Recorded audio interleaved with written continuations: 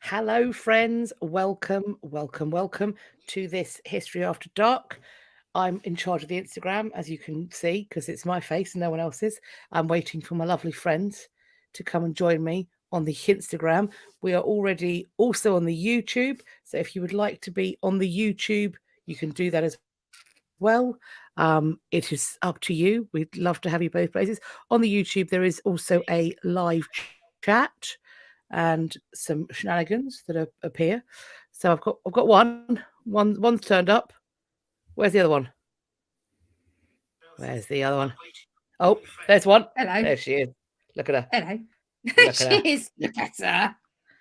There she is. Look at her. In it. In it. Awful. Face. Awful. Oh, hello. Oh. Worse, better, worse. There's one. There are. Come down to YouTube. It must be better. Right. Two. Come on. Hello. There we are. There you go. Why am I always coming in last? I don't know. I don't know. You're here now, and that's all that matters. Being very, very lit, as we were discussing before we came well, on. before we get into being previous and fortuitous, let me just for one solitary moment, let's just do this because we're all a bit tired. We are a bit tired. It could all go south, and we know that's risky business. Especially for you. It's you will never see me drunk, but seeing me tired is the closest you'll ever see me to drunk. And I'm a problem. So let me just Thank Chrissy you, on the Chrissy. YouTube. Thank you for the super sticker. Much. Now we're monetized. Yes. Super sticker. Yeah. Thank you. You're very kind. Let me just before we hop into anything, it's time to do the thing. Welcome, friends, to History After Dark. It's just gone 8:15 of the BST. Here for me in London. There, where there are dragons elsewhere in the country. We called it History After Dark because when we made it, it was winter and it was dark at the time. It is now not dark at the time. It's now summer. So when I'm in costume, I am sweating. Not today though. It's a bit crap. I was going to say it's bloody freezing today. No. Ladies, sometimes when you come to Hampton Court, you will see what I'm wearing. I was sweating today. It was already sweating. Anywho, welcome. We call it History After Dark because as well as it being winter, it's also a time for us to let our freak flags fly, to lay in the gutter, but look at the stars of history, to hopefully impart some historical wisdom, maybe, borderline. But it's going to be interspersed with four-letter expletives, innuendo, general smut, and an occasional depravity. So with that being said, if you are in an open plan office with a judgmental boss, put a headphone in, unless you want disciplinary. Unless you're looking for a reason. Yeah. Unless you're looking for a reason. In which case, don't play it full volume. See what happens. If you happen to be in a car, a kitchen table, in a room with a small child who is a dobber, we call this dobber Timmy. Timmy is, as our mugs say, Timmy is a problem. Timmy is the kind of child that has a mind like a steel trap. Hears one inappropriate thing one time, doesn't repeat it at the time it's heard, instead takes it into school like a delicate morsel. It's like a borrower of filth, and then shares that morsel with his teacher, who doesn't know what it means. So she breaks the cardinal rule of History After Dark because she doesn't listen to History After Dark, and she Googles it. She doesn't know what the thing means, so she Googles it. And when she Googles it, she finds out that little Timmy has clearly heard something that probably should put him on a register. And thus you get a phone call. And then you've got to explain why little Timmy is drawing the things that little Timmy is drawing, and why little Timmy is saying the things that little Timmy is saying. And believe me, I was a Timmy. You don't want this. Other parents will look at you askance because the teachers talk. We all know they talk. They're gossips. So put a headphone in. Alternatively, you can listen to us on the playback, either here on the Instagram or here on the YouTube. I say you can listen to us on the playback. We are sleepy, so anything could happen. Yeah. And on one occasion, when we were perhaps hungry, sleepy, some of the other seven dwarfs, there was sneezy, doc, bashful. I don't know, never bashful. There is one occasion where we said something so unspeakably depraved that we had to root that foot into the sun. It may happen again. Yeah, I feel it's a risky business. We are teetering on the edge of glory holes. Let us commence That's my commencement address. Thank you. An eclectic life. Thank you so much. Thank you, sticker. Thank you. That's very kind. We are getting Think again of all today. the caffeine we can buy with all your kind donations. Might keep us awake. We're gonna put Catherine in the Winnebago. She is going to be tits up, toes up, Better than feet tits for free on the down, internet. to be fair. Feet for free on the internet. That's what's going to happen. We've got new merch. Oh yeah, We've now got sliders that say no feet for free on the internet. Yeah. So you can put those on your little tootsie toes for your summer hollybobs, and you can remember to not put feet for free on the internet. We are getting today. It's time to get tacular. We are on O. What a lovely war. William of Orange had. William of Orange had is what William dubious of Orange marriage. had. Well, I was singing "Oh, What a Lovely War," the musical, but that's about World War One. And then I went, "Oh, what a lovely war William of Orange had." I was. But it wasn't a very war-y war, so that kind of made it as wars go. But babe, buckle up, because when we get to my bits, it gets a bit more gory. A bit harsh. That's a bit more gory. Yeah. So we have separated things out to see how this goes. Lovey bits, politically bits, and leggy bits. Who's kicking us off? Well, me pointing at me. I am going to kick us off by giving us a little bit of. Well, I'm going to give you the personal side-ish of William III, William of Orange. Oh, we've had another super sticker though. Thank you very much, Serena. Thank you so much. You're so kind. Very kind. There's that Winnebago, I can smell it. Actually, I've changed my mind. Actually, you're all a bunch of sadists. Why do you all hate me so much? What did I do? I said I can't sleep. I think we're all that knackered. I can sleep on it right now. I'll be like, yeah, I don't even care anymore. They want you to suffer. That's what's happening. They want you. And all there's going to be on there is tea and sausage rolls. Other than there we go. Thank you, Emily. I get a lot of sausage rolls for that. Oh yeah, we got converted to tea and sausage rolls. Tea and sausage rolls. One sausage roll in each fist. Double fisting sausage rolls. Right then, William of Orange. So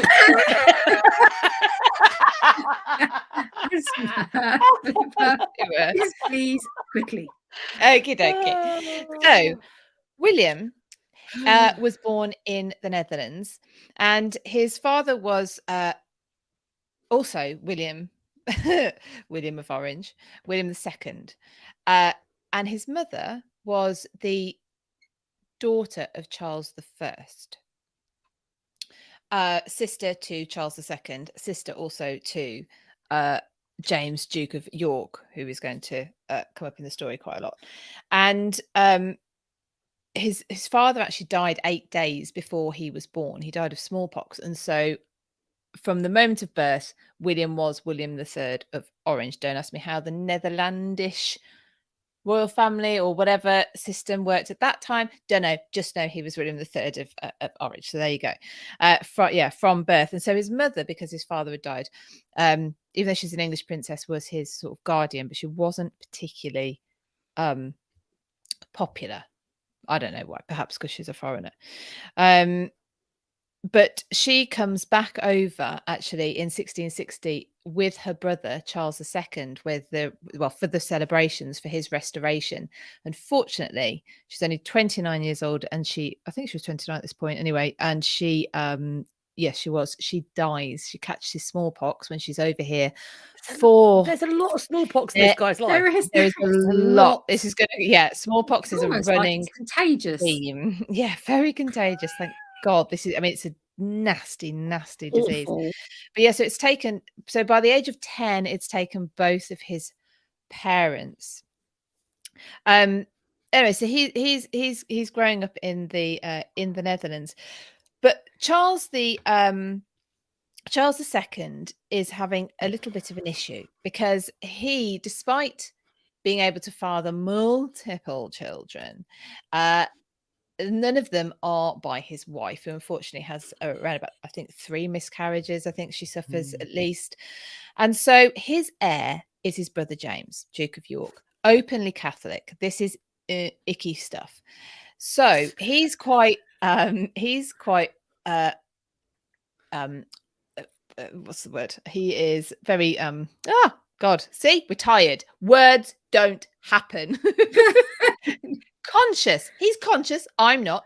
Of You can't have words as well, you know.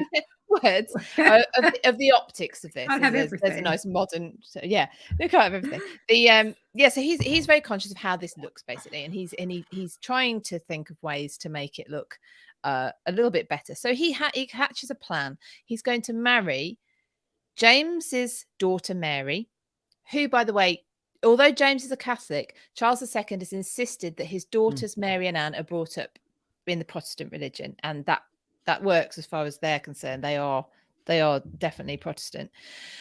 So Charles II hatched the plan. He's going to marry his niece, James's daughter, to his nephew, his sister's son. Oh, lovely. First cousins. Cousins. Mary is 15. Cousins. I mean, love it. I wonder why they didn't have any children. Maybe. Yes. So when Mary's told at 15, she's going to get married, she's not overly happy about this. She's going to marry a stranger, and part of the deal is she has to leave. Thank you very much, Andrew. Thank you, Andrew. Very kind. Very kind. She has to leave. So anyway, but this is agreed upon, and William comes over and they marry at St James's Palace, which some of you who were watching when the session council was held at St James's Palace, if any of you saw that on the TV. Anyway, that's where the couple married on the 4th of November 1677. However, the celebrations were somewhat marred by the fact the bride wasn't overly keen, by the fact that her stepmother, Mary of Modena, so James, Duke of York's wife, they were actually very close. She was very close to Mary, at least.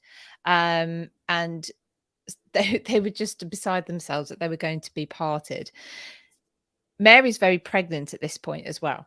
So there's a bit of a joke that Mary of Modena, not Mary of Modena. Sorry, Mary of Modena. Oh yeah. So I'm so sorry to interject, but somebody said, "Oh, us Catholics are icky." Then Julian, no, you Catholics aren't icky. The situation was icky. No, everyone was very upset about everything at that point. Yes. Whoever you were furious with someone. The heir to the throne being Catholic was an icky situation at this point. Yes. They weren't only get worse. It's only going to get worse, friends. Yeah, they weren't barred from they weren't actually barred from the succession at this point yet. So Asylum Family, Smallpox and Incest would be a lovely poem title. I mean, I think the thing is that the issue is that when you are the head of the Church of England as part of being the monarch of the country, it's fairly problematic if you happen to be a Roman Catholic, because those two things are incompatible. Sorry, Philippa, that was just worrying to interrupt you. I do apologise. That was worrying me. No, I didn't want anybody to say we were being rude. Well, thank you, Andra. Thank you, Andra. We're not like that, so don't take it like that. If you want to be offended, this isn't the place for you. Let's just say that. So we anyway, love everybody the same and hate everybody the same as well. I mean, we're talking about history. We're talking about history. We're not making comment on. We don't. In fact, that is one of our rules. We don't talk about anything that's not at least 100 years. Gone. Very dead, extra dead. Very dead. They have to be extra dead for all of these reasons. Anyway, so the couple get married. The celebrations are somewhat marred. The bride is she's just not overly keen with it. The bride's stepmother isn't overly keen about it, and the bride's sister Anne starts to feel a little unwell. Guess what? It turns out Anne has caught smallpox. Jesus. I know, right? Stage the bride, why don't you? Chill out. It was about you, Anne. Yeah, I know, right?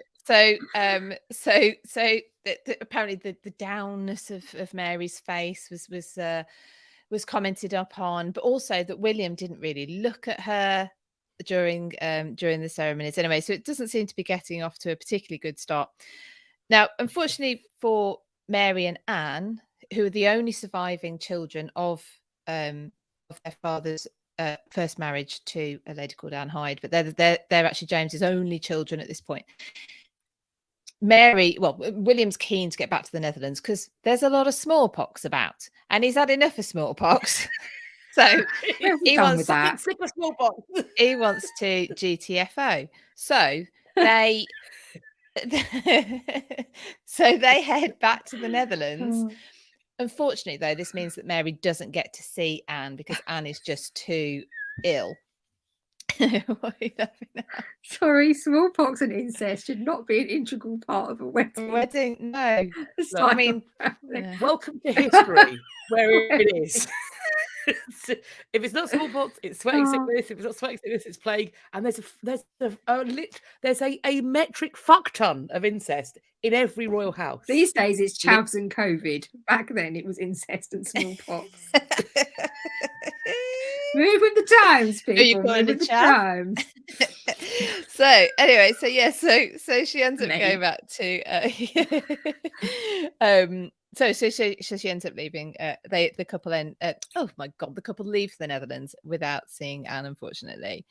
But the following year, Anne and actually Mary of Modena do go over and see the couple. Now, Mary and William have just lost a child. Mary seems to get pregnant quite quickly after the wedding. William's 27, she's 15. Okay, but yeah. But unfortunately, she loses that baby, and the couple never do have. They never do have any children. So there's that. That's how I feel about it too.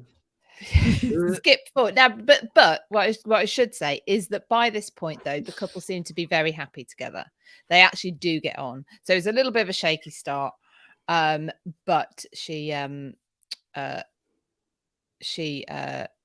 do get on. Sorry, I've just seen a random comment. Right, so we're going to skip further forward. Charles II, so this uncle that's put this couple together, dies in February 1685. And so it is still his brother, James, who comes to the throne as James II. Now, behind him in the succession is his daughter Mary, and technically then his daughter Anne, and then actually William would have his own right to the throne as that sort of third in line. However, James's wife, Mary of Modena, is pregnant again, and she gives birth to a baby boy at Hampton Court Palace. Indeed, is it not? Does she though? Does she? Or does she? Or was he smuggled in a bedpan? Because babies are bigger than bedpans. But anyway, never mind. Warming pan, not even a bedpan, a warming pan. Well, it's the a thin hot ones. water bottle. They look like a saucepan with a lid. How fucking small is this baby? And Anne actually, just as an aside, but Anne decides to buy into that a few years later. She buys into that. But anyway, that story, very, very odd. And tensions are raised between Parliament and their king. James II actually is made out to be a religious extremist and a bigot. Actually, he was far more open to allowing people of any faith, of any denomination, to actually worship as they wished. Parliament didn't want that. Parliament wanted Protestantism, and that was it. So they made him out to be the religious radical, when in fact, the way I read it anyway, they were very much more so of that. But that's a great way of doing it. Still works today. Make your enemy out to be the one who's doing what you're actually doing. It works every time. Yes. It does work. So the accusation is the confession, friends. The accusation watch is the out confession. For that. It's happening all over. So Parliament start to get in touch with William, send him an email, whatever. We'd like you to... Big Willie. Yeah. All right, Big Will. What a country. We've got a proposition for you. Would you like to come and be king? And he says, not really, because I don't think... tight at the moment. Nah. You've got no, it doesn't say you've got smallpox rampant, the whole thing. He thinks, well, the English people aren't going to want a foreigner to just come in, their king is alive. Their king has an heir. And you're going to ask me to come over. If you're going to ask me to come over, you have to formally ask me to come over. Yeah. So he insists that eminent English Protestants actually write to him and invite him to invade, which is interesting. Now, he came over in, that was right. They were starting to try and open up these negotiations with him when the dog's in here. When Mary of Modena, the dog came in. They were opening the negotiations when the dog came in. He's here. That's no way to talk about Mary of Modena. Stop it. Lovely woman. We'll pick her nose. Are you Mary? When Mary of Modena was pregnant. Yeah. So actually, it was in June 1688 is when Mary of Modena does give birth to a live boy. That then speeds up the goings on, and on the 30th of June they do issue a formal invitation to William to invade, and by September this is all public knowledge. 5th of November, William lands at Brixham. He's invited, and it's going to be bloodless. But just in case, he brings with him 15,500 troops and 4,000 Jesus. Chill out, babe. Bloody hell, mate. Chill out. Yeah. Not expecting any trouble, but if there is, I've got a bigger army than you. You're going to kill waking up all the smallpox in the country. Jesus. Bring over the troops. What are you going to do? Fight the fucking smallpox for you? Chill out. Population I know, control. right? Yeah. So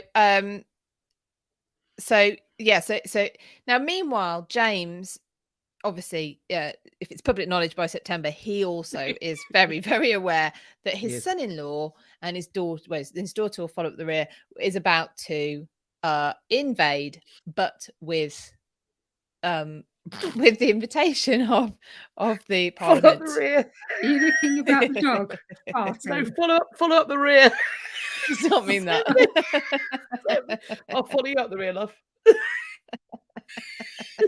You go first. I'll follow after. Sorry. We're back to the Gruffalo again. I apologise. You said follow up the rear, and I'm apparently sick. I thought you might like that phrase. That's why I used it. You thought I might actually follow up the rear? Well, yeah. How did you know? Well, you know me I've heard. So this time, James actually tries to escape London on the 11th of December, but he's spotted by some helpful fishermen who bring him back.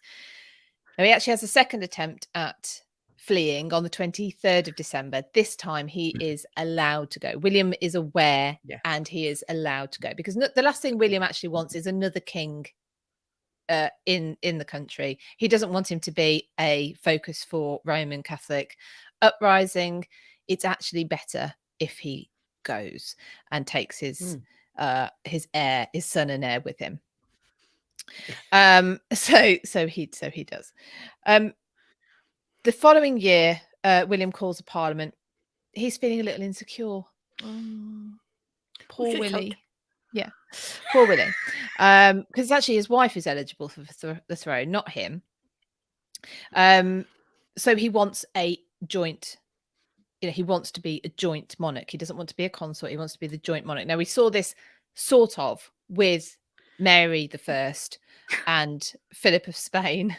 What are you reading? Doug's making me laugh, just generally. Do you know, there's actually a word for, and it's escaped me, because it's not a monarchy, because there are two of them. And there's a mono word means for that. One, doesn't it? Yeah. One, yeah. So I'm going to Google monarchy for two. Okay. You do that. And I'm going to let you know. You carry on. You carry on. As you were. Yeah. So we'd seen this with Mary I and Philip, who was titled king, but this is Philip of Spain, but he was only king whilst Mary was alive. Now, that wasn't the case with our Mary, in this case, Mary II, and her husband, who would become William III. They are jointly crowned in 1689. If you've been to Westminster Abbey, there is a second coronation chair, currently in the Jubilee Gallery, and that they made it another one so that there was the two.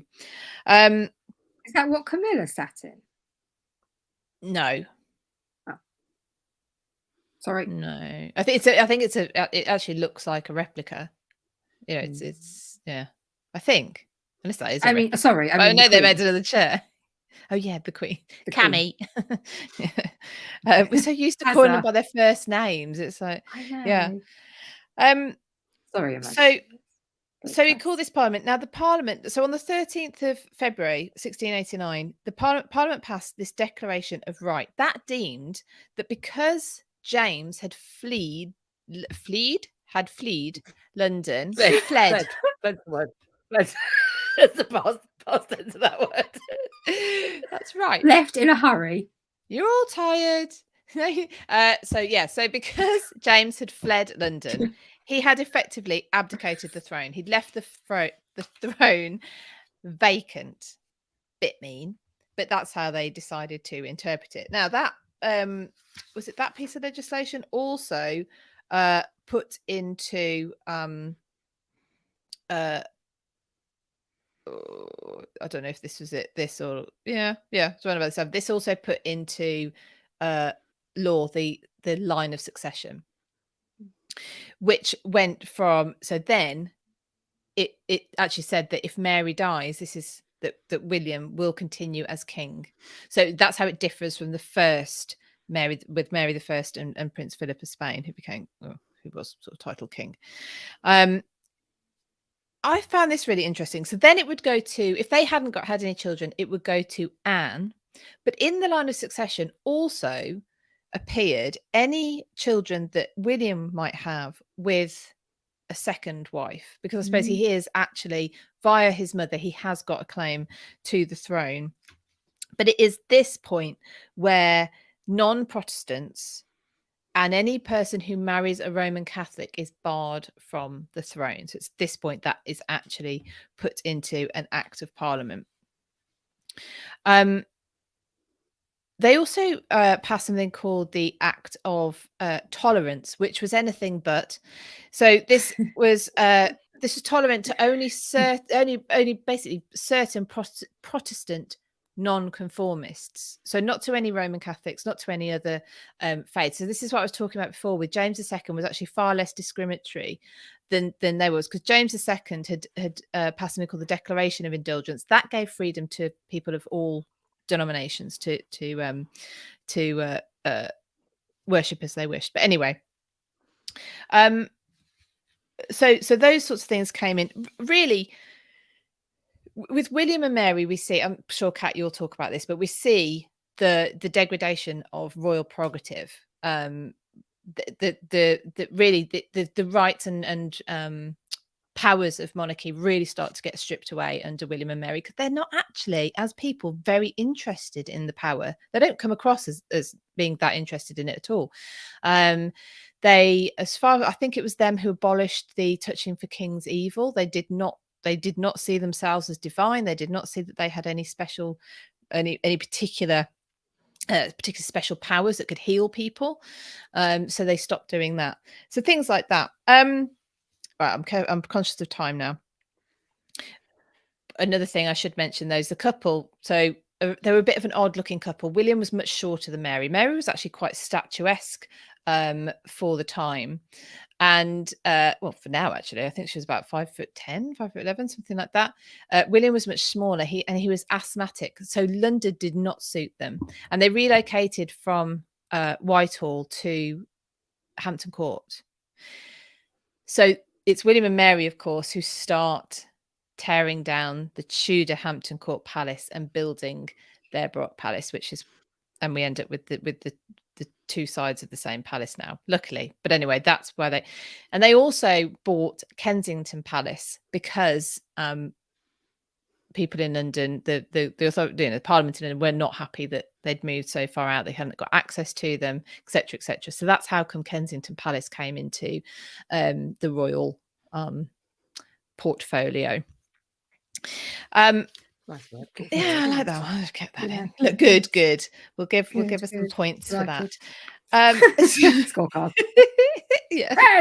So yeah, that's what. But their marriage seems to be quite happy. They do get on very well. They unfortunately don't get they don't have successful pregnancies, and like I said, I think she miscarries a number of times. Either way, they don't manage to have children.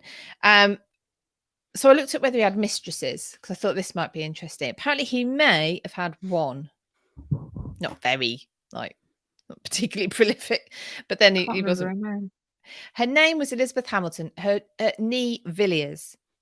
She was the first cousin of Barbara Villiers, who'd been a mistress of Charles II.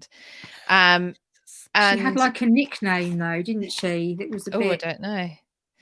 Let's see if I can find it. You see if you can find it. So, and apparently, so they had this affair from 1680 because she was a lady in waiting to Mary, was presumably over in the Netherlands, and he apparently ended the relationship a year after his wife's death. So let's go on to his wife's death. She fell ill. Mary fell ill, unfortunately, in December 1694. There was an epidemic of smallpox in London. Surprise, surprise. And Mary caught Didn't it. see that coming. No. Neither did they. No. And so she actually died at Kensington Palace on the 28th of December 1694. Now, when it became clear she was ill, so less than a week between her clearly being ill and then and her dying, William was distraught. He was distraught. He moved a bed into her room. He was constantly weeping. It kind of irritated her. She was very she seemed very calm. She got all her things in order. She wasn't actually in particularly much pain, apparently, which is odd. And actually she rallied a little bit and they thought maybe she was going to get better, but it did take her. But she got all her affairs in order. He'd been weeping constantly, so he that had upset her as well. Anyway, so they were clearly really quite close by the time she died. When he died in 1702, with a freak accident, fell off his horse that had stumbled on a molehill, hunting in the environs of Hampton Court Palace. He broke his collarbone, and this basically led to his death. He decided to travel to Kensington Palace for some reason, even though his doctors told him to stay in one place. And he yeah, Bill, I'm the one who's literally dying here. Yeah, exactly. So, come on. But yeah, so when it was his turn, he has the SADS. He got the SADS. He got the SADS. But yeah, so when he died, it was this freak accident. He broke his collarbone. It all went very south very quickly. He died at Kensington Palace as well. But when he died, when they were sorting out the body afterwards, he was wearing a locket of Mary's hair, and he's buried next to her in Westminster Abbey. He was buried in a private ceremony at midnight. There was not much pomp. But when he died, the Jacobites, which I'm sure Catherine will talk about, came to they did a little toast to the little gentleman in the black velvet waistcoat. Because so of course the Jacobites were the ones supporting James II's line, which was actually running strong in the continent. And the Jacobites toasted the little gentleman in the black velvet waistcoat. Of course, that's the mole who created the molehill that tripped up William's horse, that caused him to fall, break his collarbone, and die. I'm sorry, I didn't go that far forward. I kind of just went to I was going to say the Industrial Revolution, then, not the Industrial Revolution. Not that far forward. Can you do a jingle about smallpox? How do you think? They got the smallpox. Cat's like, in the night, it sneaks up on you, and when you wake up, you look like poo because you've got smallpox, and you're very, very sick, very, very ill. They're called variolacills, and that's where you get variolation from. That's the way you used to inoculate people. You take the pus out of the wound, and then you'd put it in their arm and hope that they would zoom all the way through their blood supply to make them immune from the smallpox next time. And sometimes it worked, and sometimes it didn't. And if it didn't work, you either died because you had too much smallpox or not enough, and then you got it the next time and it killed you off.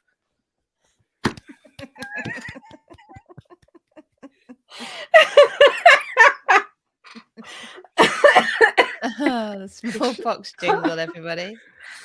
And if you should be able to download that on Spotify. That was awesome. It's educational, Challenge. comedic, and Yeah. musical.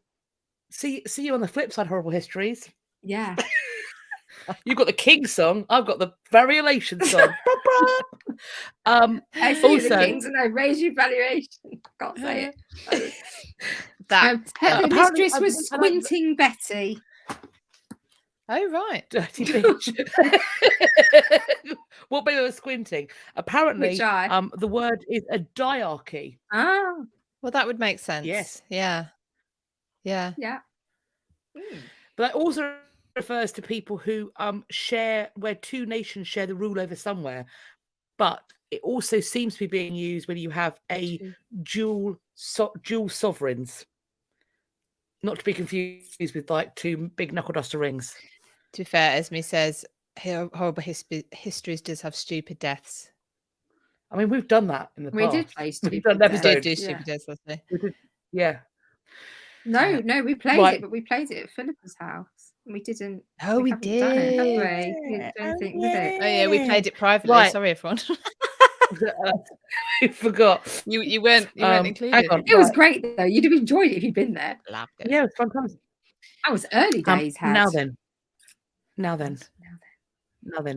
Oh, it's me. What's happening? Word of the week. Oh, yes. Word of the week. Word of the week. Bum, bum, bum. Word of the week. You're Word of the week. pinching. Bum, bum, bum. What's that from? Blankety blank. Blankety blank. Oh, there you go, Daddy Pig. They have stupid deaths. You have stupid kids. We do. Facts. We are surrounded by gits. Okay. Yes. No, Pretty Pig. No, it's not Cant today because it's me. So I've got something that's little. I bought the other week. I bought you Flocky Knocky Hilly Pillification, and How this do you week I bring remember you. that? I don't know what I had for She's breakfast. got a mind like a steel trap, babe. She's got a mind like a Got steel everything trap. else. But so this week I bring you another long word, and it's got 36 letters. I need you to remember that. Fuck off. I need you to remember. Is it the alphabet? How many? There's more letters than that. And the alphabet, that's the alphabet's got less letters.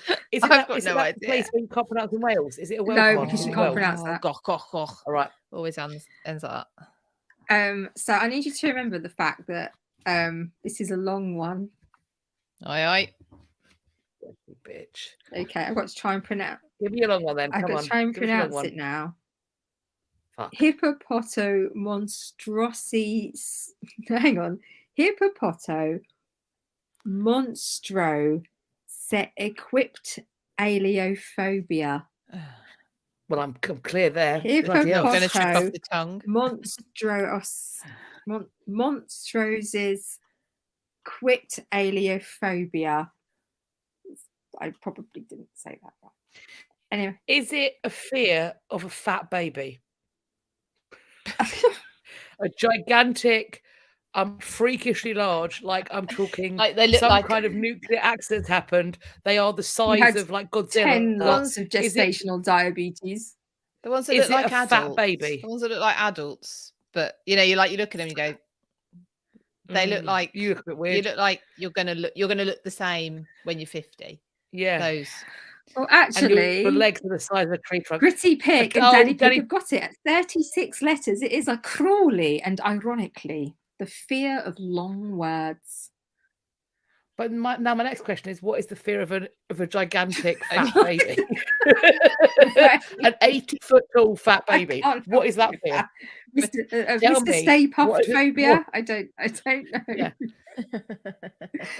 Yeah. So some cruel bastard. Can you imagine if I'm just got to diagnose you? And what condition is that called? I can't tell you. It's like the shortest course of cognitive behavioural therapy spell- ever.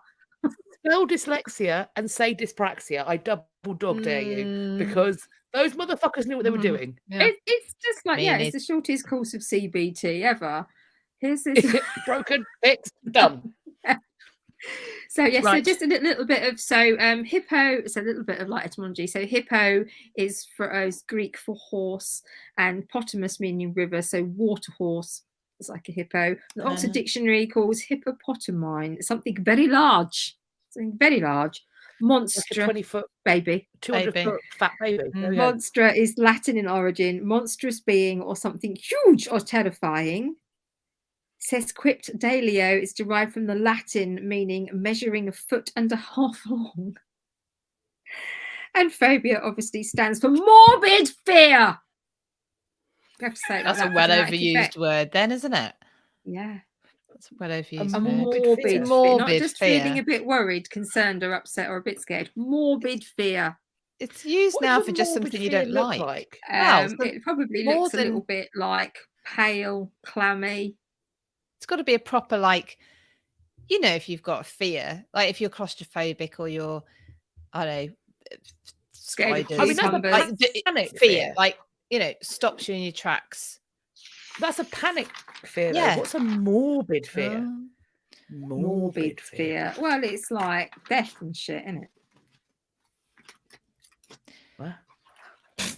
Like you might Anyway. actually, you're that scared, you might shit yourself and mump it. You'd rather die. You'd rather die than And face Okay, in whatever which it case is. people are massively overusing phobia in that case. Would you rather die than do this?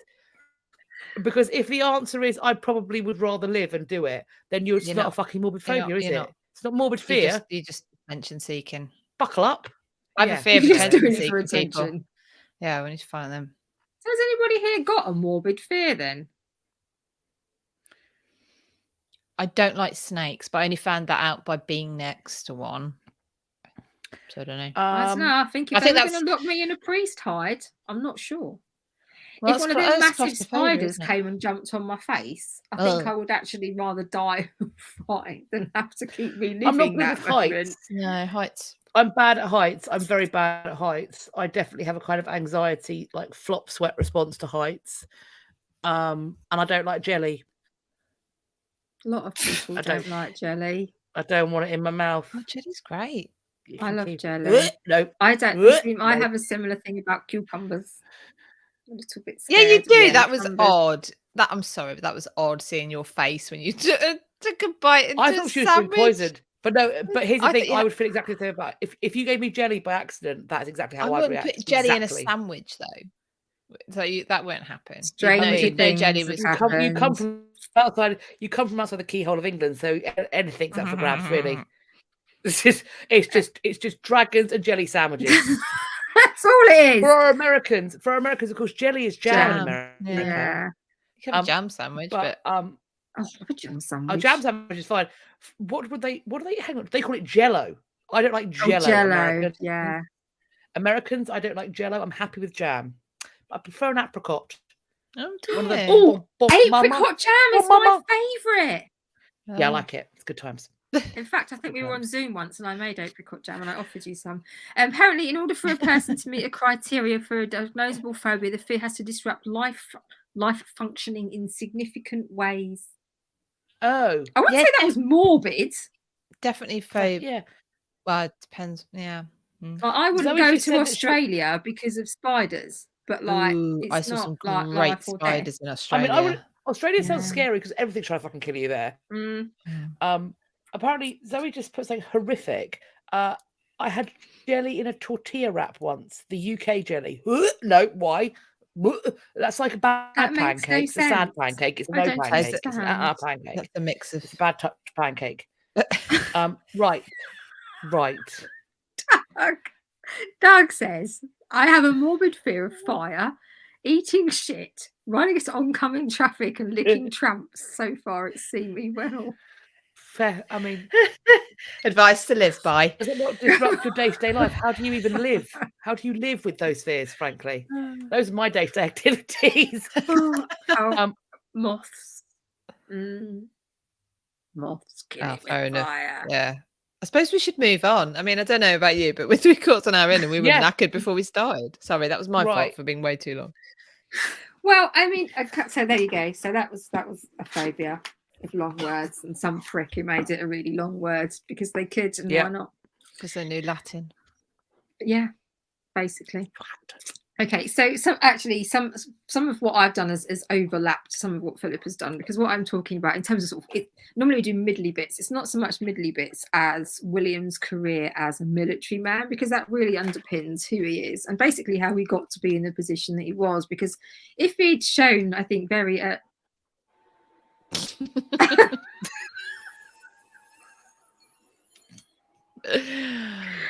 got a new fan. This little.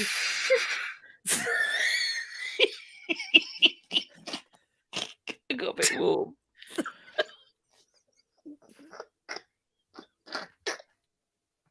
I'm sorry. You get even warmer now, aren't you? By going into hysterics, you'll be like, "Woo!" I don't even know why that's funny. I'm sorry. Does diarchy apply to both sexes? Well, yes, because there would be one of each in a diarchy.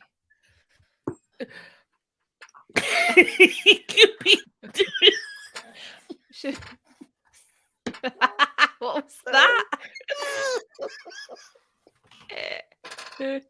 I'm sorry. I'm sorry. I'm sorry.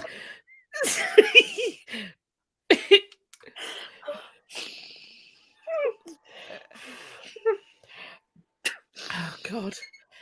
This is your fault.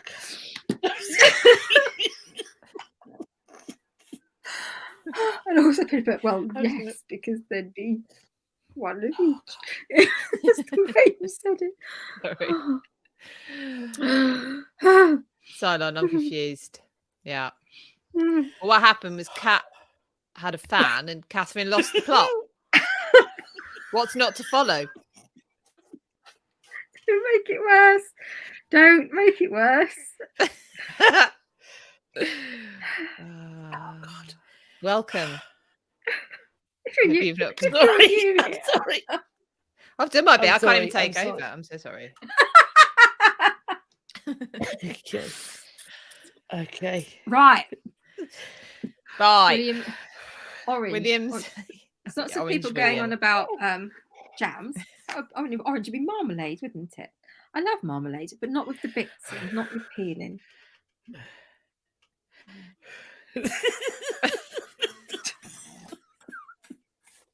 Just do your bit, because I can't fucking deal with my life anymore. Oh God. Don't read the comments. No, don't read the On comment. You're gonna have either. to not look. Don't look. Don't On look. either. Don't look. Okay. Don't look at it. Fine, Don't look at it. It's like the sun. Don't look at it. We're currently experiencing technical difficulties. Pretty quick. Perfect.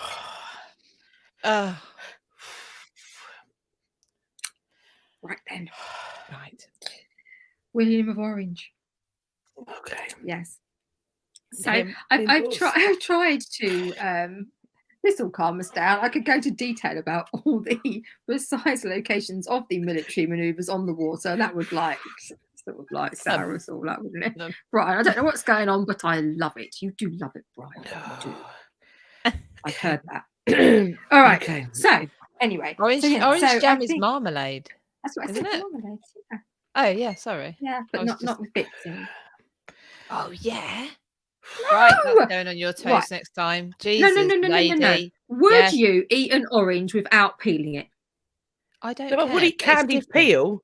Yeah. No. Why? Different. Why? Because that's Why? a thing you put candied peel on cake, babe. Oh, wrong. It's all wrong. What the fuck is up with you? Who took an orange and went, oh, I know. So you have never had the pleasure of a piece of toast with marmalade and a cup of tea. I've had toast and marmalade. Maybe you haven't had picks the proper bits out. marmalade. You've got the bits out. It's like having orange You juice. can with no buy bits. it without bits. Yes, but that's not just That's for because you children. can doesn't mean you should. It's the peel off of fruit. Yeah. Yes, it is. Like, right. Oh, I'll Yum, tell you yum. what then. I'll tell you what then. I will save all my fruit peel, bananas, all of it, watermelons, every fucking bastard thing I can find. Right.